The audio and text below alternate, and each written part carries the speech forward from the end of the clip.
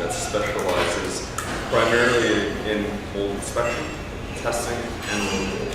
So that's our primary area of specialties, but we also look after a whole pile of other things.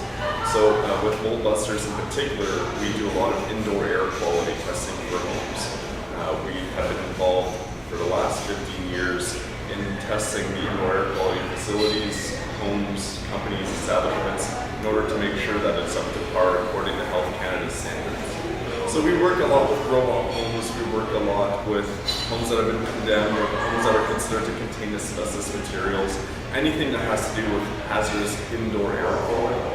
We're usually the go-to people. And so we have a pretty good reputation with making sure that everything is up and up. Now, what we want to kind of discuss today a little bit just with you guys is a few new things that we've been doing in mold busters that may be of interest to you in your industry.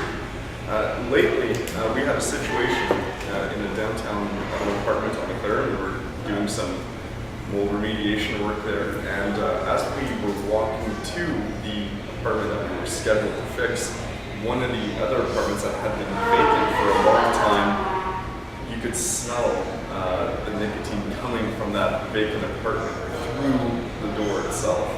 And the property manager at the time was sharing with us that he's having the hardest time renting out this apartment. Yeah, exactly. It smells like smoke. And we started talking to him, and we found out that this is becoming more and more of a common, or has been a common issue for a very long time with nicotine or ethnic foods or anything along those lines. There's that strong smell that even a fresh coat of paint won't remove. It becomes almost impossible to rent out. So he asked us, do you guys know how to remove these smells? And it turns out we do. We've had the technology for a while, but we just never really utilized it for that particular reason. So in order to understand how that works, basically whenever there's a smell present, it's usually as a result of particles in the air, bacteria particles or MBOC, something that's emitting a type of gas, and that gas is what gives off the smell. Sometimes it's embedded in the organic-based material, like the wall or the carpets. Sometimes it's just lingering in the air. Most of the time it's a combination of all those things. So what you need to do is you need to be able to neutralize those particles at a molecular level. Otherwise, that smell will never go away. So how do we do that? Well, we use something called an ozone generator. I'm sure you guys have heard about ozone throughout your careers. Ozone is very, very effective at helping to neutralize those particles. Naturally, it's not a singular method. It's in conjunction with disinfection, cleaning, and sometimes removal of materials like carpet, etc., etc. However, ozone treats those particles effectively. Is that ozone you do with water? Is that kind of the same concept? Same concept, not the same. Same concept. Ozone is actually naturally produced. Whenever there's a lightning storm, that electricity in the air electrically infuses oxygen particles, O2, and makes it into O3, which is an electrically infused oxygen particle. And that O3 particle will latch itself onto other particles in the air, bacteria, anything like that. And it will oxidize it through that process of being electrically infused, and will revert that particle into fresh oxygen again. So taking it from a negative, disgusting particle and bringing it into O2, fresh and clear. So essentially what this device does is that it will bring in air, run currents of electricity through it, and then dispel it into the air. So it sends off these O3 particles, the electrically infused particles, into the air to connect to those airborne particles that are problematic, and then reverse them back into fresh oxygen, making them smell great. So that's an excellent process that we've been using to neutralize household odors. We have found this to be very, very effective. In fact, I did a test run in my own home. I live in a loft-style terrace home, first floors all hardwood, bottom floors all carpet, and my wife and I, we had a disabled cat, had a neurological disorder of all things, and was unable to walk. I spent $10,000 causing those. So we gave Jerry his own bedroom, in a carpeted bedroom, so that he could crawl himself around and roll himself into his litter box, etc., etc. Very high maintenance, but as a result, as I'm sure you guys can picture, the carpets have been completely soiled as a result. Not his fault, but just completely soiled by that process. So once we actually had to put down Jerry, now we have to finally deal with this room that smelled absolutely atrocious. And trying to save the carpet, because it was also very expensive carpet, as I'm sure you guys have all run into these situations. And so we tried Ozone. Just trial it on. Let's see if this actually works. Let's put this to the test. And sure enough, after just a 2-hour blast of Ozone, the smell gone. Now the carpets need to still be cleaned and replaced, but the smell that would literally permeate through the entire house is completely gone. So we started taking that and now trying it in other avenues. So we did an apartment that was saturated with nicotine smell. We did each room individually for 2-hour blasts. And so naturally you have to contain each room, et cetera, et cetera. But at the end of it, the house smelled like a hospital. Clean, pristine. It was, so we think we stumbled upon, in our industry, the miracle drug for these types of issues. So we're sharing that with you. You guys are the first group that we're sharing this with. So talk about it. It's just a piece of equipment that you rent, or We own it actually. We've had it for years. do you rent it at the time, or do you come and do it, or what's the process? Well, we have to come and do it. The reason is that Health Canada has very strict and rigid guidelines with use for ozone. For example, it can only be used in an uninhabited premises. Now, that does not mean that the occupants need to be out of completely vacant from the house. They just need to be out of the property for the period of time that it's being used. So essentially, we need to ensure that the room that we're doing it in, or the multiple rooms, are individually sealed. There's no cross-contamination of ozone. There are no pets or humans apart from ourselves with our own protective gear inside of the premises. And after a period of about 2 hours after the ozone has been implemented, it's safe to walk into. The smell is still there. I don't know, safe, where's the test? Okay, well there is no test spectrum in terms of airborne analysis sample. Because So is there an airborne test done before and after the ozone? oh, okay, those are completely separate affairs. Absolutely, we can do that. Like I said, we specialize in indoor air quality analysis. In the event that, for example, we're dealing with a room that's permeated with nicotine smell, for example, doing an indoor air quality test will not yield any results. There are no indoor air quality analysis to determine the level of nicotine-based particles in the air, which is also not the source of the smell. It's all the other chemicals inside of it. Even doing an MVOC or a VOC air test will not yield accurate results to draw that comparison to. So how do we establish whether it's safe to go back into it? Health Canada's guidelines for ozone use. So essentially, after 4 hours of a 2-hour blast of ozone, the premises is considered to be safe. Now, even if the ozone machine is running in an indoor premises and you're directly involved without a mask, you will not die. So it's not Immediate. it's not lethal. The smell may be very strong. Some people may develop a headache. I personally don't. I never did, and it's not my industry. But I've been in, I get dragged into these actual scenarios, so I know what I'm talking about when I come to these. Exactly. And then the smell was strong. I got a headache, but there was no adverse health consequences. 6 months ago, when you first presented, you weighed 180 pounds. I did. He's doing fine. He hadn't even grown hair. A very funny story, actually. I showed Michael a picture where I weighed 205 pounds prior to what I started to do now. So there's no direct correlation. It's just lifestyle change in general. So let's go to cost. You're saying a typical room, the machine has to be there about 2 hours, is that correct? 1 to 2 hours. Again, we're talking depending on. We're talking a full day to do a house. Full day to do a house, or 2 days, depending on how many rooms there's. And what kind of cost per hour or per room? We typically, we're very flexible. So we work with clients who have a lot of money, don't have a lot of money. There's time crunches, so sometimes there's rush fees that are put on, for example. But generally, per room, $300 to $600 per blast. And again, that's a very flexible price. It depends on the room. It depends on what type of smell is present. You could be talking $2,000 or $3,000 a house. Could be talking less also, right? So if, for example, there's an apartment where the entire apartment needs to be done. It's not just a room. Like in my home's case, it's just one room that needs to get done. But in the event that it's an entire apartment, well, we're not going to charge $300 per individual room we'll put together Yeah. one fixed price. What's Margaret got right now? Margaret's got one. Yes. That just. Cigarette smoke. Yeah. And stuff. Lots in Calgary. Yeah, so I cigarettes. gotta just find a smoker. But if it's Exactly. a smoker though, it's gonna be in all rooms, as you're walking around. So you isolate one particular room that could be caused, let's say the kitchen, they smoke most of all in the kitchen. So do you do that type thing? Yeah, exactly. Vote on that? Yeah, well, we use that same process for mold removal. We try to find, for example, the source of the problem. We concentrate all our efforts on eliminating and eradicating the source of the problem, and then we treat the residual area. The same thing that comes with smells. There's usually a source or an epicenter. We attack that epicenter very vigorously, and then we spread ourselves around that area.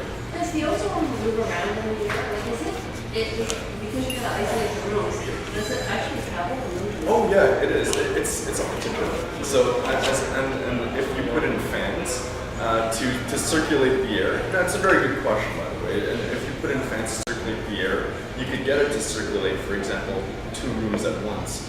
We had a situation where we had done some removal work, and ozone was required as a tertiary part of our process. So, just blasting the air just to make sure everything was going to be clean afterwards.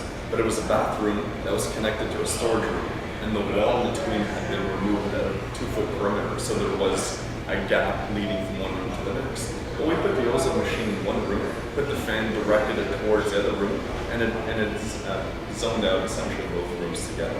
So we're able to do, again, very, very flexible.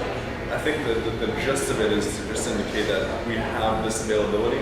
It's successful so far, and we're able to curtail it to whatever the need is that's required. So does that solve the odor issue for forever? Like as long as we don't get another smoke going back in? Precisely, yeah. Essentially what it does is it targets the actual particle itself that would be the cause of the smell and eliminates it. Even if it's in the wallboard or something? Exactly, yeah. It entrenches itself into organic-based materials, especially textiles. So this is great for couches. Carpets are difficult because you got the first layer of carpet, you got the underpad, then you got the wood underneath it. So you have 3 layers of organic-based material. So it's a little bit more tricky with carpet, but it works on the same premise. So it lodges itself deep into the molecular fibers of the material, attaches itself to those particles, neutralizes them, oxidizes them, reverts them into fresh oxygen. So it is a very effective method. So, Just get rid of the carpet. precisely, that's our When you get rid of carpet, you get khaki or it's brutal because it breaks the plywood. right into the plywood. Yeah. So how do you treat plywood? Well, we have methods for that as well, naturally. So when we're dealing with mold removal and other things, we're looking at all of those factors, because sometimes the mold will, in the example of mold, will grow on the carpet that's been wet, but it'll also have residually grow on the plywood, and you can't remove that because, let's just say it's the floor of an apartment building and you don't want to compromise the tenants below. Well, how do you remove that layer of the plywood and neutralize How do you it? know it's there?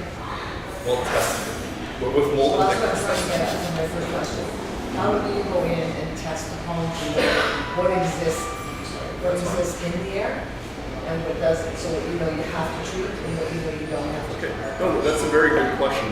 That's part of what our initial appointment is all about, is to determine what are the actual needs of this client.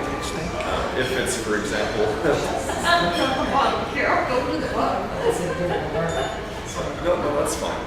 So essentially the first appointment, before we come in and start blasting things with ozone, we go in to assess the property and to determine what the needs are. If it's specifically an odor-based problem, nicotine-based, we don't believe there would be a need to test it. If, for example, we go in and it's nicotine-based, but we also notice that there may be potential signs of fungal growth, and we do some additional inquiries and testing, we determine that, let's be sure, let's be safe so that we don't have to come back in 3 months and treat another problem. Let's do everything all at once. At that point, we will properly test and assess the situation and then provide our recommendations. So everything is very case by case. So when you go into the place, I was thinking from a commercial, because we never just on a commercial, they come in with an air tester. Yeah. And they test what's in the air, what has to be treated, what isn't. Do you have that same? Yeah, absolutely, capability? absolutely. And there are different types of air tests too, so that's something to always be aware of. So, For us, generally, when we do non-viable testing, we test for 3 primary airborne particles: mold spores, pollen, and dust. And that's are the 3 particles that will generally affect the person's health inside of a home. Now, we're also able to test for VOCs, gases, fumes, noxious elements in the air. We're also able to test for asbestos fibers. That's a separate test in itself. So we have all of those different methods of air sampling and bulk samples that we can provide based on a case-by-case analysis. And so there's a cost per different test? Absolutely. Yeah, absolutely. Absolutely. And again, for us in our industry, when it comes to our friends in real estate, we're always very flexible. We have been doing these types of seminars and get-togethers for a very long time, and we want to work with people. So we are always compromising our rates in order to accommodate.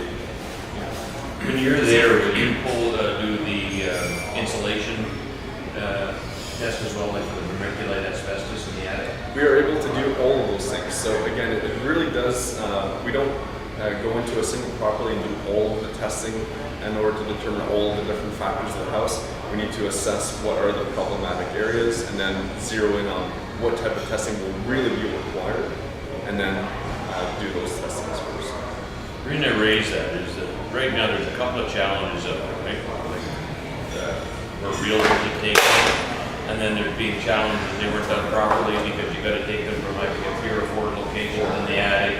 You have to, dig down and make sure you're getting, in case the particles are sunk, from the top to the bottom. That's right. And so there's a whole bunch of, you can't just reach up in the hatch like I usually do, grab a handle, stick it in the baggie and get it tested. Is that absolutely could be incorrect as a test, and B, you can get challenged for it, or you can get sued for it. No, absolutely. The other thing too is that when we take it to active test, it's not held in high esteem. I think it's $125 or $35. When they get a test, it costs them about $25. So like the difference, you can afford to hire them to do it for the same thing. Properly. Essentially, and There's an ad for you. And it's thank you. And it's all of our samples are tested by accredited laboratories that specialize in microbial analysis. You receive the laboratory report and our own full report explaining in layman terms: is there a problem? Yes, no, and then what can you do about it? So with us, when it comes to indoor air quality or indoor environmental issues, we got it covered. Now, in addition, and I'll just take one more minute of your time, in addition to indoor environmental issues, we've been looking at outdoor environmental issues a lot more lately. And so we try to be a little bit more cutting edge than most companies out there because of how long we've been doing this. So, 15 years. And we have developed and have started to offer aerial roof inspections using manned drones. So drones, so essentially UAVs. And so these drones that are operated by remote control, which are able to fly as high as Those are just toys. No, not necessarily. Why Actually, did he get it? And tax deductible. I wish they were just toys, but actually we need permits, especially for apartment buildings, because we're actually going into airspace. So we're competing with airplanes at this point. Now all of the drones are equipped with video, HD video, and sometimes even thermal imaging cameras. So in the example, I beg your pardon. So you're finding grow-ups to the UAV? We're finding a lot of things, I'll tell you that right now. They're moving, the house is hot. One of the things that we're Beside the solar panels? yeah. So you need to be licensed in order to operate these. You need to have a good reason as to why you're operating. Fortunately, we've covered all of those bases, so we're legit. Not yet. We're good. But what we discovered is that this is an excellent, and it's cheaper to send us with a drone than to go on the roof and do an inspection. And we found in one example of a roof inspection that we did, they wanted to make sure that the roof was okay because they kept having leaks. They had a roofing company that went up there and said the shingles were fine.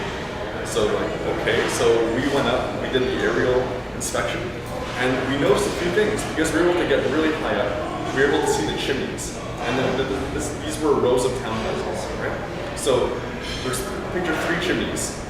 The one in the middle, and then the 2 on either sides. So the ones on either side over here had chimney covers. The one in the middle had no chimney cover whatsoever. This was a problematic property. In addition to that, we were able, because it was HD video camera, we were able to zoom in and see that not only did this not have covers, but the entire chimney was cracked from one end to the next. And also, yes, the roofers did go on the roof, but what they were able to see was the difference from one roof on the left-hand side to the other side. The shingles weren't good at all, and the eaves troughs were completely clogged up. So not only was rain directly coming into the property from the chimney, but also the shingles weren't great to begin with. We were able to see tons of errors. The eaves troughs were full, which means that the rain wasn't even, it was just bouncing over and coming directly onto the wall itself. So we discovered by the use of this drone the intricacies of a problem that even trained roofers couldn't detect. Because we're able to sit down, analyze, zoom in. Yeah, exactly. Yeah. It's like quote unquote. But essentially, we find that this new thing is really going to catch on. So we're trying to share this information with you guys ahead of time. In order to do an aerial roof inspection with full video or images, we're only charging between $250 to $350 depending on the property itself, and that's a full scope inspection. And also, in terms of you're showing a house or you have a house to show and you want some video of the whole property and what it all looks like, we're able to do that for you guys as well at a fraction of the cost. It might be a good feature on the website or something like that. So those are some of the newer things that we're really starting to kind of get into. We want to share that with you guys ahead of time. And I hope you guys learned something today, a little bit. And if you guys need or have any questions, I'll hand out my business cards at the end. And please don't hesitate to give us a call if you need anything. Okay? Awesome, thank you.